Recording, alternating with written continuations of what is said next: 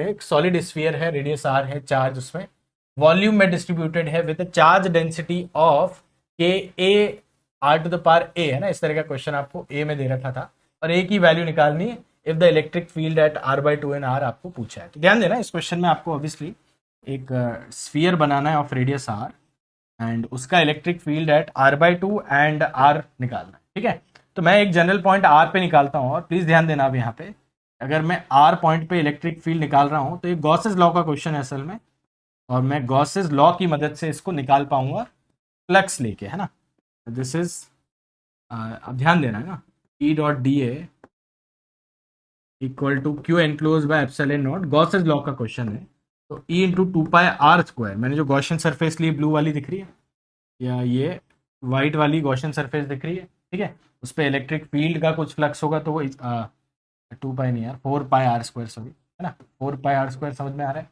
अब Q enclose कितना है उसके लिए थोड़ा सा ध्यान देंगे सब, है ना, क्योंकि कई बच्चे इसको कॉम्प्रीहेंड नहीं कर पाएंगे। तो प्लीज़ ध्यान देंगे और लिखना चालू कर देंगे, डायग्राम बना लो, लिखना चालू कर दो कि आपको क्यू एनक्लोज निकालने के लिए क्या इंटीग्रेशन बनाना पड़ेगा, क्या रो आपको दे रखी है क्वेश्चन में, तो रो यानी कि चार्ज डेंसिटी इंटू वॉल्यूम करके इंटीग्रेट करना पड़ेगा। कि इंटीग्रेशन का क्वेश्चन क्यों है, क्योंकि variable density, charge density constant होती है तो अपन डायरेक्टली लिख देते हैं वेरिएबल चार्ज डेंसिटी बच्चों, और यहाँ से यहाँ तक मतलब 0 से आर तक मुझे चार्ज निकालना है। तो ध्यान देना कि R to the power A and मैं एलिमेंट क्या लूंगा, शेल एलिमेंट, शेल एलिमेंट जिसको नहीं पता आप यहाँ पे एक और डायग्राम में शेल एलिमेंट बनाए ग्रीन कलर से of radius R and thickness D R, X भी ले सकते हैं बट मैं सिंप्लिसिटी के लिए एक बार आर ही ले रहा हूँ, है ना, वरना टू मेनी वेरिएबल्स नया बच्चा कंफ्यूज होता है, ठीक है।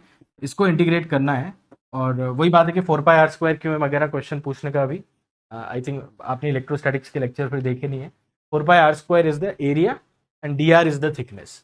तो शेल जो होता है ना उसका सरफेस एरिया इंटू थिकनेस उसका छोटा वॉल्यूम होता है। चलो मैं यहाँ पे बना देता हूँ, जो शेल एलिमेंट है उसका थिकनेस डी आर है, तो ये जो वॉल्यूम है that is area into thickness, और एरिया कितना है बेटा 4 pi are square into thickness कितना है डी आर, ठीक है।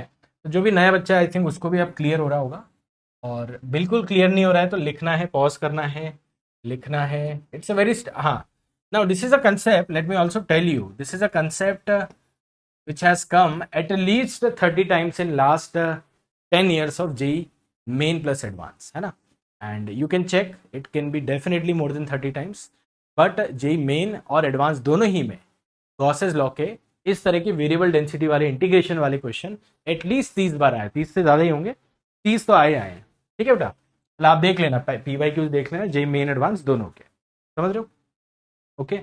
तो ये करना बहुत जरूरी है, मतलब ये लिखना, ये समझना, इस तरह के क्वेश्चन और करना।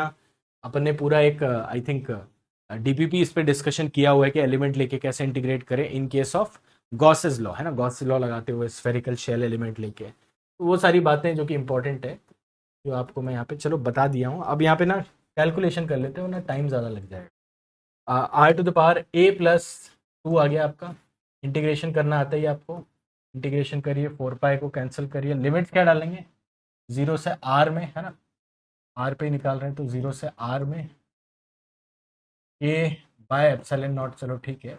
अब r to the power A plus 3 by a plus 3 integration के बाद एंड ई की वैल्यू अपने पास आ गई ए प्लस 1 ऑर्डर में, है ना, बाकी सब कांस्टेंट है तो फर्क नहीं पड़ता है, बाकी सब कांस्टेंट है तो फर्क ही नहीं पड़ता है, ए प्लस 1 इज व्हाट मैटर्स, है ना।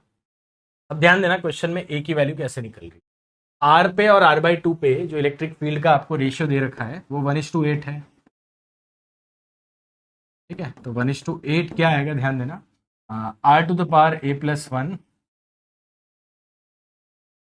कैंसल हो जाएगा and you have basically 2 to the power A plus 1 is 8, then I think a plus 1 is 3 and a equal to 2 answer है इस क्वेश्चन का बेटा। सभी को समझ में आ रहा है क्वेश्चन? सर एक बार फिर से बता दीजिए, लिसन, एक एक बार करके ना वीडियो में 100 बार भी देख सकते हो लेकिन खुद लिखना पड़ेगा। गॉस लॉ तेरे को पता है, e into 4 pi are square अच्छे से पता है, ये एक मुद्दे वाली बात होगी मे बी।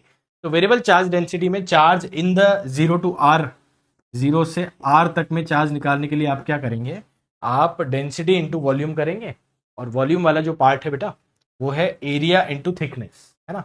एरिया कितना है 4πr², स्फेरिकल शेल है रिमेंबर, थिकनेस जाड़ा कितना है dr। ये लिखो और लिख के करो यार। अब इस पॉइंट के बाद में सिर्फ कैलकुलेशन है and concept gets over right here.